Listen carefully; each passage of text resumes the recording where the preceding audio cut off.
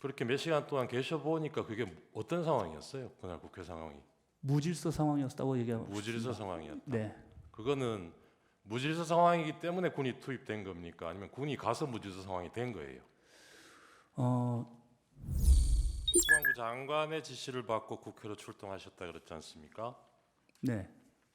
그럼 국방부 장관의 지시가 없으면 비상계엄이 발령됐다 그러면 통상은 어떻게 대응합니까? 수방사에서는 제가 아마 합참의장한테 건의를 했을 겁니다. 어떤 건의를 합니까? 출동해야 될 것 같습니다라고. 어디로?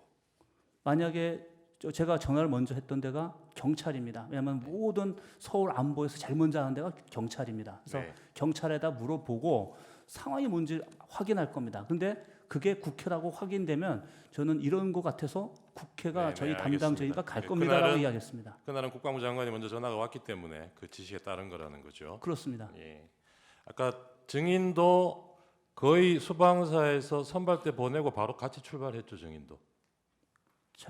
증인도 그날 출동 네. 지시 내리고 네, 그 부하들이 움직이기 전에 증인이 먼저 출동하셨던 거 아니? 제가 먼저 갔습니다. 그렇죠. 네, 그 아까 차 안에 계셨다 그랬는데 네.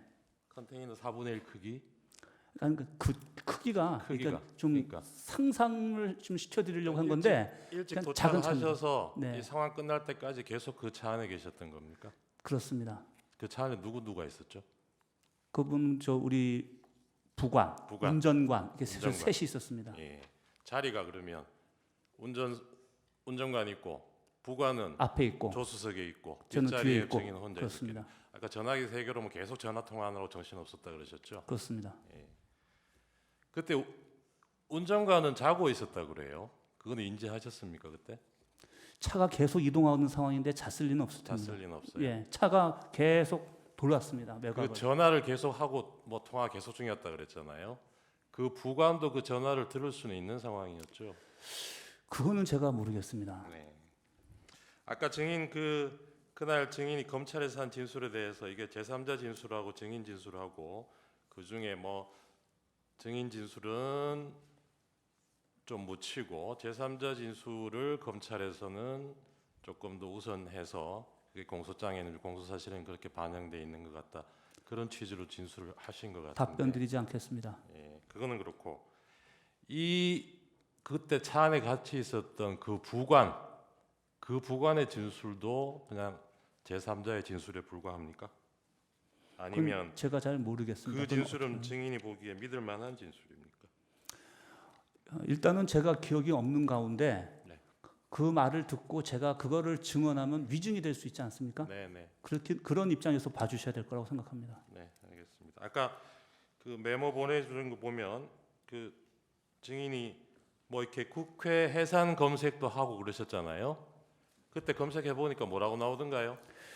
그 부분에서는 여기서 답변 드리지 않겠습니다. 반대신문 중에 아까 대리인께서 대통령이 전화 통화에서 이런 얘기하지 않았냐. 의원회관 쪽으로 쭉 가다 보면 경찰의 신분증 확인하고 관계자들을 들여보내주고 있을 거다. 거기 가서 경찰에 얘기하면 들어갈 수 있을 거다.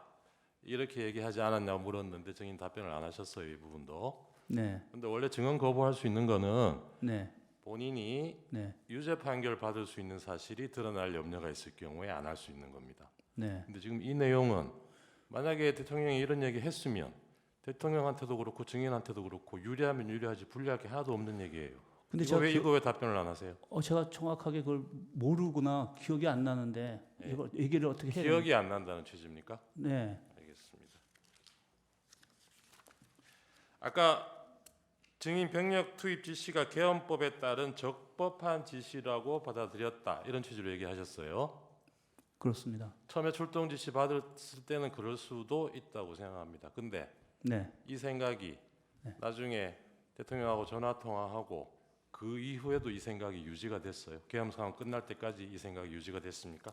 상황 평가는 계속 이루어집니다. 군인들한테는. 그러니까요. 근데 네. 그 평가가 재평가되기 전에 상황이 종료가 됐습니다. 네. 굉장히 빠른 시간이 끝났기 때문에 재평가가 그- 될 상황이 그 없었습니다. 중간에 이게 적법 여부에 대해서 의문을 가지는 순간이 한순간도 없었어요. 왜냐하면 병력이 외곽 대치선에 점령조차도 못했는데 네. 제 모든 관심은 병력이 배치돼서 그 배치 결과를 보고하고 예하 지휘관들이 이런 상황입니다. 어떡할까요라는 말을 들어야 되는데 도착을 안 했는데 어떻게 다음 거를 생각합니까? 그 당시의 상황에 대해서 증인하고 참모장하고 생각이 좀 다르지 않았던가요? 참모장은 제가 굉장히 신뢰하는 우리 제 장군 우리 전우인데 네. 굉장히 어떻게 보면은 좀 항상 저랑 의도적으로 반대 입장에서 레드 팀에서 항상 조언해주는 우리 후배입니다. 예. 그래서 제가 상당히 존중하는 후배고 그때 그날 참모장은 레드 팀으로서 어떤 의견을 내던가요? 직접 먼저 가시는 게 맞겠습니까라는 얘기를 제가 들었던 것 같고 네. 그 다음에 몇 가지 조언을 한 것 같은데 다 기억나지는 않습니다. 그 처음에 출동할 때는 어떤 상황인지 잘 모르고 가셨다 했잖아요. 네, 근데 수방사가 보통 이런 비상사태 때 출동하는 것은 뭐 대테러 업무에 하기 위해서 가는 거 아닌가요? 대테러는 아주 일부입니다. 아 그런가요? 네, 근데- 제가 앞서 말씀드렸지 않습니까? 비상사태의 종류가 다양한 게 있는데 그 많은 것 중에 테러는 비상사태에 네네네. 들어가지 않습니다. 제가 네. 여쭤보겠습니다. 그럼 출동 지시 받을 때는 어떤 상황인지 잘 모르고 가셨는데 네. 국회 앞에 가서 보니까 거기서 차 안에서 지금 몇 시간 계셨다는 거잖아요. 보고 받으면서 네.